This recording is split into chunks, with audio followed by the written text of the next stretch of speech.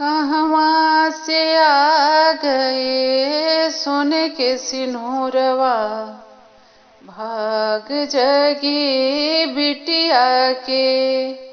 अरे कहवा से आ गए सोने के सिंदूरवा, भाग्य जगी बिटिया के करी सुंदरी सलोनी प्यारी बिटिया, खेली रही दुअरा पे।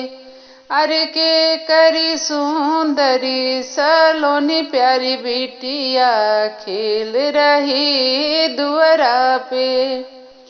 अरे कहवा से आ गई प्यारी रे बरतिया, द्वार लगी के करारे। अरे कहवा से आ गई प्यारी रे बरतिया, द्वार लगी